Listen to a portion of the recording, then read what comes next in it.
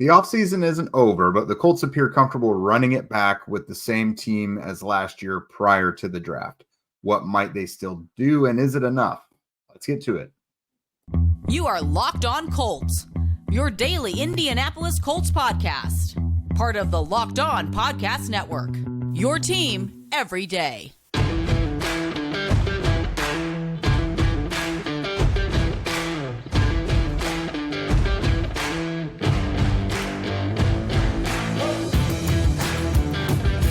All right. Thanks for tuning in and making us your first listen of the day. This is your daily podcast covering your Indianapolis Colts, part of the Locked On Podcast Network, your team every day. And today's show is brought to you by Gametime. Download the Gametime app, create an account, and use code LOCKEDON for $20 off of your first purchase. What is up, friends? This is Jake Arthur and Zach Hicks of HorseshoeHuddle.com. And we are here today just kind of catching up. I'm off the pro day circuit. We are back together doing this thing, both of us again. So it's time to catch up a little bit on the goings on of the Colts and some bigger moves that have been going on around outside of them. And I think, every offseason we kind of get to the point where the fans get fed up with the Colts in action. And it feels like this year it's like kind of extra spicy. So, of course, the Colts have signed essentially all of their free agents back except for Julian Blackmon, which is great because, as we've covered before, Michael Pittman would have been the top receiver on the market. Kenny Moore would have been the top nickel. Grover Stewart would have been 1A or 1B with DJ Reader as the top nose. So the Colts have made some big moves. It's just not sexy that they've been bringing back their own guys. So that's great that they have brought back some of their own cornerstone pieces. But one move in particular, I think, has sent some over the edge, and that is L'Jarius Sneed, the cornerback from the Chiefs that we've talked about ad nauseum here over the past couple months, it seems. He was traded to the Tennessee Titans, the AFC South rival Tennessee Titans, last week. 4-year deal worth $76.4 million up to, including $55 million in guaranteed money and a $20 million signing bonus. So pretty fat cash. The $19 million is probably a little lower than what people thought was going in. But Zach and I were just discussing this offer. The guarantees is what really, that's what really sweetens the pot. Did you say, Zach, that it's the most among all NFL corners? Yeah, the $55 million guaranteed is, I believe it's the most among cornerback contracts out there. So it's a pretty big commitment that the Tennessee Titans are committing to L'Jarius Sneed. They're going all in with him. And look, we talked about him ad nauseum on this podcast, like you mentioned, Jake, and how while we really wanted him in Indy, there were some concerns with the knee. There were some concerns with giving up capital and a gigantic historic contract to a guy who's never been a Pro Bowler, never been an All-Pro, despite, he's a good player. Like, don't get me wrong. I'm not saying anything bad about L'Jarius Sneed. I think it was a great move for the Tennessee Titans, but that's a lot of money to commit to a guy with some questions. Now, would I have committed that money if I were in the Colts situation and the Colts spending? Yeah, probably. I probably would have. Like, eventually you got to take the risk, and the Colts are just not taking that risk with him, and the Tennessee Titans are.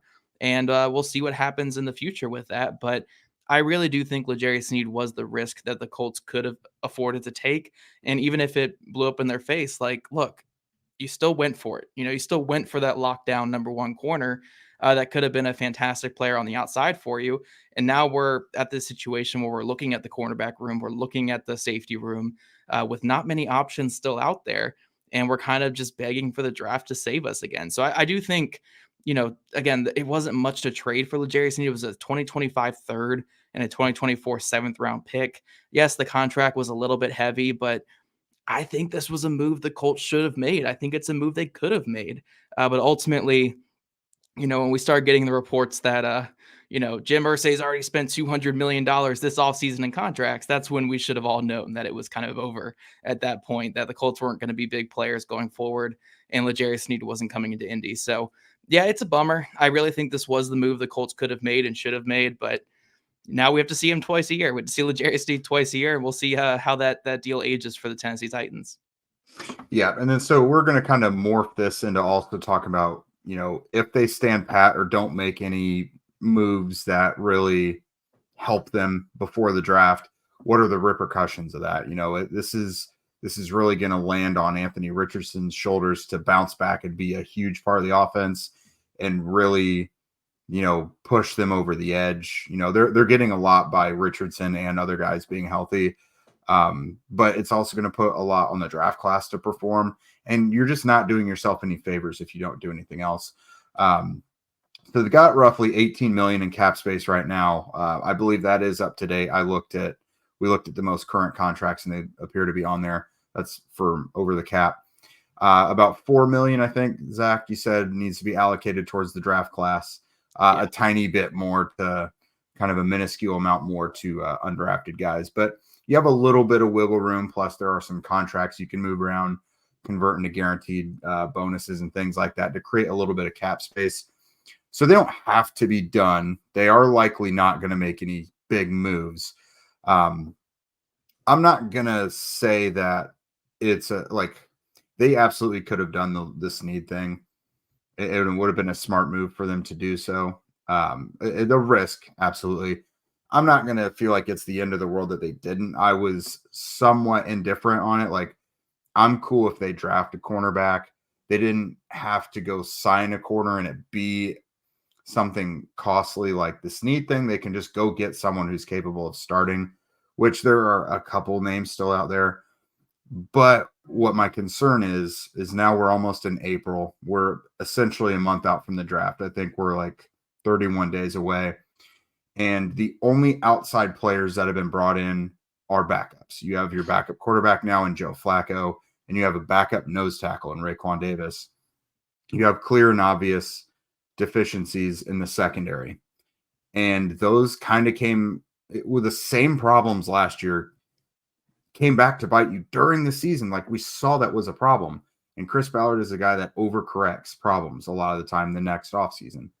So this tells me they could be going heavy in the draft, but they're making it so they have to, which I think it was an episode last week where you and I talked about.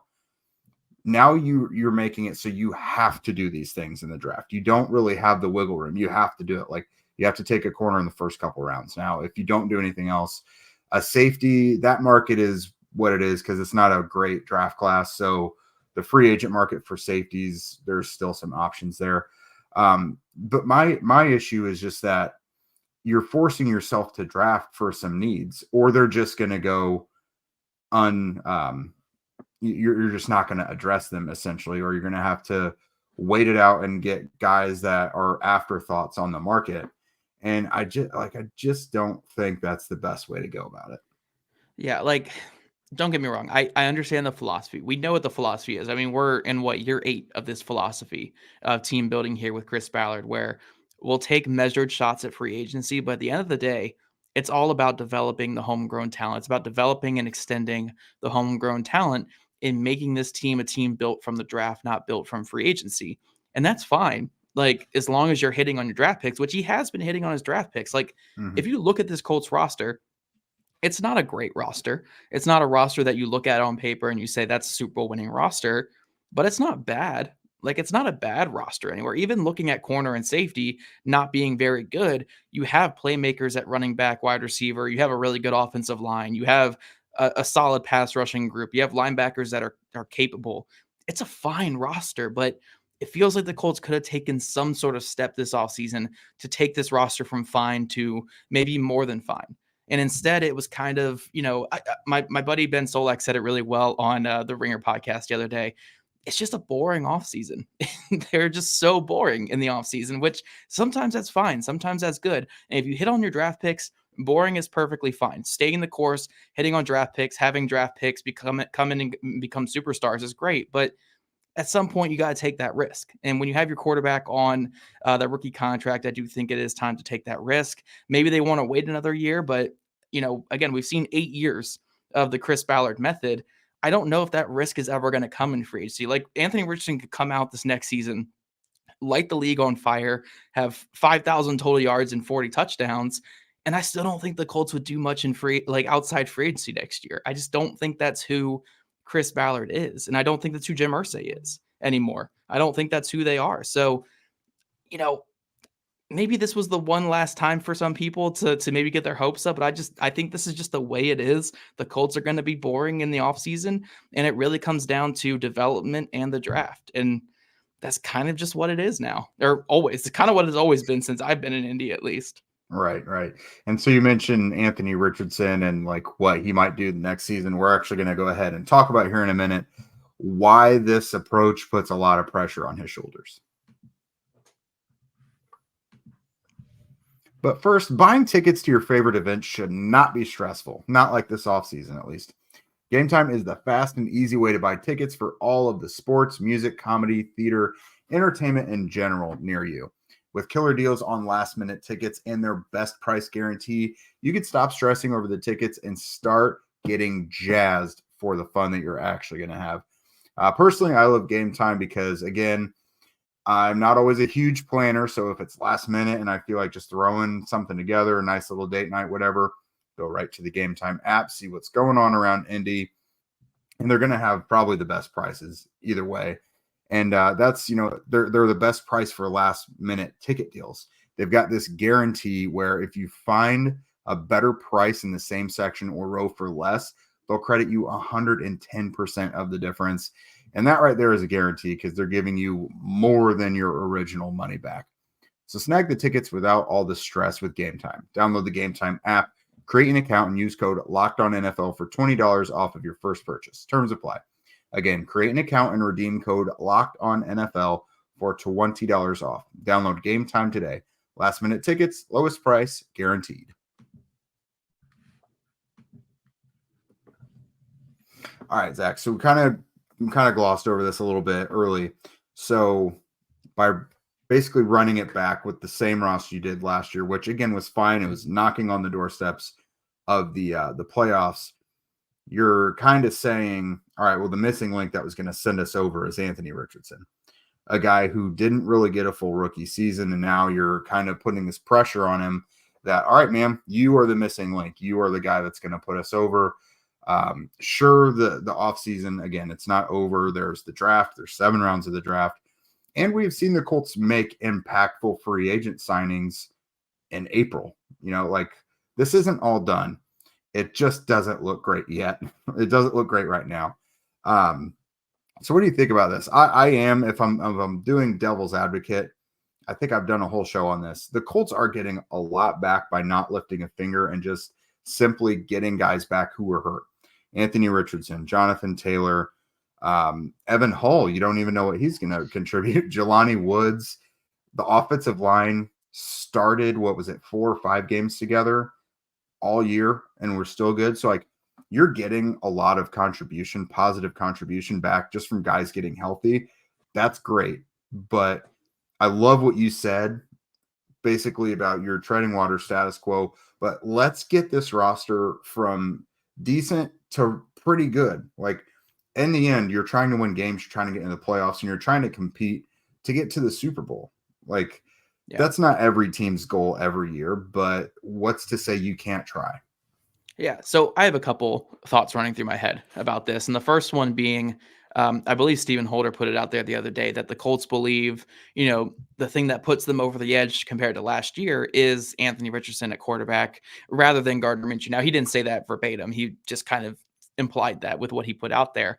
And I don't think that's wrong. I really don't think that's wrong. As someone who watched every single snap that the Colts played last year multiple times on film, I firmly believe they make the playoffs with Anthony Richardson at quarterback rather than Gardner Minshew. Heck, I think they might even win a playoff game with Anthony Richardson. That might be a little too far, but I really do think they make the playoffs with Anthony Richardson at quarterback. So I don't think that's a wrong thought process here, but the lack of making risky investments for a chance at upgrading this offseason, I don't think it necessarily says, Anthony, you have to be the guy who puts it over the top. I think it says one of two things, and it just depends on what you want to believe or how you believe the Colts view it.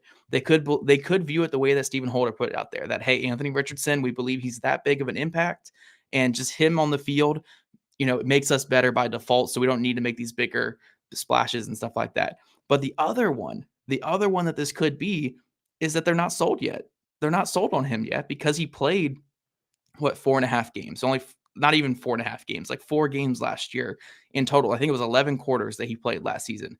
Maybe they're just not sold on him being the guy. So why are you going to throw everything all in when you don't know who he is? You don't know if he's going to be the guy. Now, my counter argument to that, if you pick that side, is nobody in that building is going to draft another quarterback for the Indianapolis Colts. So who cares if you don't think he's the guy yet? You go all in regardless, kind of like the Tennessee Titans are doing. Like, they're not picking, well, they might pick another quarterback besides Will Levis, but you know what I mean? Like, they're going all in just to give him no excuses. Where the Colts, it's like, all right, see if you can outperform what Gardner Minshew did last year with the same roster. And I don't think that's necessarily wrong. It's just, I don't know. I think it could be one of the other way. I don't think it necessarily means like, hey, we're expecting you to be this playoff quarterback in year one, or it's, hey, let's treat this like his rookie season. We're not going all in. We're not going all out and rebuilding. We're going to give you a capable roster, do what you can, and then we'll go from there after the season. And I know that's like, that feels so slow for Colts fans who are watching year 8 of Chris Ballard, thinking like, why are we playing this so slow? But if you think about this in terms of like the way a normal team operates, it's year 2 of the head coach. It's year 2 of the quarterback. You're not even year 2 of the quarterback because he didn't play last year. It's okay to take things slow. Like, I think we'd all be fine with this approach if Chris Ballard wasn't the one who picked Shane Steichen. If this were a different GM that picked Shane Steichen and this was year 2 of that GM, I think all of us would be perfectly fine with what the Colts have done this offseason. But because it's year 8 of Chris Ballard, we're all sitting here being like, oh my gosh, another offseason of just, half measures and bringing guys back and not trying to upgrade the roster. Whereas it's like, we can't think of it as Shane Steichen and Anthony Richardson in year 8. They're in year 1 or year 2, respectively. So it's like, I don't know if it's really them thinking Richardson makes them this playoff Super Bowl contender in year 1. I think honestly, it's probably closer to, let's see what this kid's got first with a capable roster, and then maybe we can go all in down the line. Now, I don't know what all in looks like with Chris Ballard because there's no indication that all in with Chris Ballard is signing a bunch of free agents like the Texans and the Titans have done this offseason. But maybe if they see a full season of Richardson where he looks pretty good, that changes next year. I don't know if it will, but I do think it's not all, I don't think they're like appealing to the authority of Richardson being this second coming this season, rather than it being just cautious about him and not going all in with risky investments until they've really seen him out there. I'm not saying I would do the same thing. I'm just saying that could be what they're going about this offseason like. That's certainly possible. I think the problem for me is just, again, the Sneed thing was kind of the breaking point for a lot of people this offseason who did have some patience. It's not even that L'Jarius Sneed went to another team. Shoot, go to the Bears or like the Chargers, some. I don't care. It's just that it's another impactful move by the division yet again. You're seeing 3 other teams trying to get better and moving past you while you're just kind of chilling. And you're just saying, all right, well, our quarterback coming back is going to be the difference. Or for your devil's advocate argument, it's another review year, Yeah. So either way, that's tough to sell to fans. It is. It's tougher because the GM is in year 8, though. It's not tough to sell if it's Steichen year 2, new GM year 2, and Richardson year 1.5 or whatever it is. It's tough to sell when Chris Ballard's in year 8. And I totally get fans who are frustrated with that. Even if, like, when I take a step back and if you view Chris Ballard as being in year 2 along with those guys, it's honestly not that big a deal. But because it's Chris Ballard in year 8, I totally get the frustration because it's like, come on, man. Eventually, you have to take a risk to, like, put your job on the line with something. I know he's done that with Anthony Richardson, essentially, because if Richardson doesn't work out, he's not going to be an Indy. But, like, take some other risk. What's the biggest risk he's taken, as the Colts GM? The Carson Wentz trade never blew up in his face. The Matt Ryan trade never blew up in his face. Like, those weren't really a risk for him. They're a risk for the guy that's no longer here. So, like, where's his big risk to make the roster better that could potentially blow up in his face? We've never really seen that. And I don't know if we'll ever see that from him. He just kind of does his thing, That's kind of what he does. I just had a random thought. Isn't it funny? At the beginning of last season, they refused to re-sign one of arguably their best player yet because they were in a new head coach. And now that head coach has played a whole season, they are bringing everybody back. If your contract's up, you are back. Even our worst free agents, they said. You know what? You No. know what, though? I saw enough of Shane Steichen to be excited about that too, Oh so, yeah, I'd I bring it totally all get it. back I too. totally get it. I'm all on board with like pretty much 90% of the dudes they brought back, bring them back. Like I'm totally in on that. Yeah, but coming up, guys, we're gonna talk about how big this upcoming draft class is for the Colts. Like, look, maybe they make one more move here this offseason at, like, safety or corner, but at the end of the day, the way the Colts are gonna improve next year is Anthony Richardson and this next draft class, so we're gonna talk about that here coming up. But first, say goodbye to busted brackets because FanDuel lets you bet on every game of the tourney, whether you're betting on a big upset, which just have not happened this year. There's been no upsets apparently this year, or a one seed, which is the way to go apparently. It's time to go dancing on America's #1 sportsbook. Right now, new customers get $200 in bonus bets if your first $5 bet wins. That's $200 if you use that you can use on point spreads, money lines, and you can even pick who's going to win it all. And look, guys, brackets are fun. Brackets are very fun. But if you're like me and my family, everyone in my family picked UConn to win it this year in the men's bracket. How are you going to decide who wins? That's not even fun right there. So go to FanDuel. It's much more fun to go on there. Visit FanDuel.com/locked on and bet on college hoops until they cut down the nets. All right, Jake, we're talking about this upcoming 2024 draft class for the Colts. And look, we don't know who the selections are going to be, but we know whoever the Colts end up picking, they're going to have to be big time contributors in year one. It could Mhm. be a receiver in the first round, corner in the first round, edge rusher, whatever the heck they go. They're going to have to be a big time player. A round 2 guy is probably going to have to be a big time player for the team. Round 3 guy, Mhm. depending on where they go with that, those guys are going to have to produce right away. And I think if you're looking at the state of the roster right now and looking at the state of the team, it's pretty obvious what position they're going to go round 1. I'm not saying that they're 100% going to go that position, but it feels like cornerback has to be the play, at pick 15. I would actually say safety is currently going to be the play, but there's just no safety worth taking at 15. So if you look at this, they're kind of doing the thing that we were terrified of a couple weeks ago or 2 weeks ago, whatever, going into free agency, where it's like, at least get a veteran corner in here, get a veteran safety in here so you don't feel pigeonholed. And, with this draft class coming up, we didn't want them to be pigeonholed at a position that had to start right away. But now it's looking like whatever corner they take, whatever safety they take in this class, those guys are probably going to have to start from day one. And we kind of see how it goes when you start a young player at those positions. There's going to be a lot of struggles. And as a result, your team's not going to be, you're going to have the 30th ranked defense like the Colts had last year. So we'll see how it is. But yeah, from just the looks of it, regardless of who they take, if they take, Brian Thomas at 15, Quinyon Mitchell at 15, if they take a safety on round 2, Tyler Nubin, whoever the heck it is, those guys are going to have to come in from day one and be producers. And there's really no room for error. Like if they struggle, who else is going to supplant them? Is it going to be a Jalen Jones? Is it going to be Alec Pierce again? Is it going to be Ronnie Thomas, who the Colts didn't even play over Ronnie Harrison in that final game last year? I don't really know what the backup plan is if they bring in these 21, 22-year-olds that struggle from day one.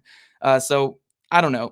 I hate relying so much on the draft class to do everything so early in their careers, but it's kind of the way the Colts are going with it. And it's kind of the way that Chris Ballard has operated in the past. And the problem off of that is they love the traitsy players who a lot of times are raw and need development, and there's not time for that really. So Yeah. you get an uber athlete who's been pretty raw in college, a receiver, say, like you basically take like another Alec Pierce, or we're expecting him to kind of be a star in year one. Like doesn't seem very likely. So I know they're always going to say they like the guys they have. They just are going to say that, but it's like you really are putting you're putting a lot of weight on this draft class. Like, are you really cool with Jalen Jones again all year and risking Juju Brent's health as well, because we know he's not been able to stay healthy, and going with without a rookie corner? Like, you have to do it. So it's just really tough. Like you mentioned, you would love to have the luxury of getting these positions, not having to do it. Like, free agency is for making sure that the draft, that you can be patient with these players, and that they're not all luxury picks, but like that it's not a dire need all of a sudden, because again, we've seen how rough it can be with injuries and lack of depth at certain spots that haven't been addressed yet. With that, they're going to make us all shut up because they're going to go grab a starting corner for $6 million or something, and then a decent corner who will play for, or safety who will play for $3 million. They'll get their Rodney McLeod or Mike Adams, or they'll get their very playable veteran, and then we'll all have to shut up after that. But I mean, as of now, March is almost over, and we just still have a whole lot of questions. Yeah, like as the roster stands right now, they have to go corner and safety early. Like they have to go those positions early in this draft. And it's not a good safety class. No. For me personally, it's not a great corner class outside the top couple guys. Like I like some day 3 guys, and I like a lot of the nickel corners, but I don't like many of the outside corners on That's day what I was 2. gonna say. Like, you need an outside guy, but there's a lot of really good nickels. Like, Yeah.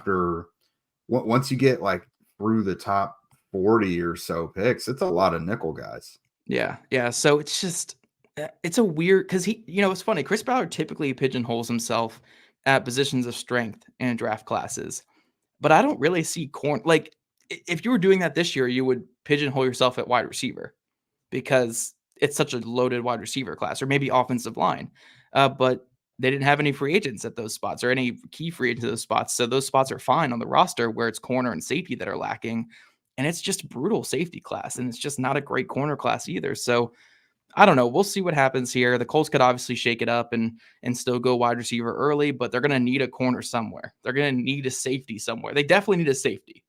Maybe they don't go corner, but they definitely need a safety in here. It can't just be Nick Cross and Daniel Scott. I almost said Daniel Thomas. Daniel Scott back there, because I don't think that's a viable option for this defense. So again, we'll see what the Colts do, but as it stands right now, this 2024 draft class is going to have to do a lot for the team, and we'll see which guys they go here. But before we get out of here, guys, I do want to remind you, while we're talking NFL draft, the Indy Draft Guides pre-orders are now open for $8.99 with code DRAFTMISS. You get access to an essential piece of reading for Colts fans both before and after the draft, featuring 225 in-depth scouting reports, features, and much more. Click the link in our show notes to pre-order today. We just finished all the write-ups. We're getting some of the final pieces together for this Indy Draft Guide, and we're going to get it to you guys here nice and soon. So if you guys, again, don't already, make sure you are ordering the Indy Draft Guide. And again, if you don't already, make sure you're following at Locked On Colts, at Jake Arthur NFL, and at Zach Hicks too, all on social medias. Also, if you subscribe to us on YouTube, wherever you listen to your podcast, we love your guys' ratings, reviews, and we'll catch you guys back here bright and early Wednesday afternoon. Probably not bright and early. Wednesday afternoon.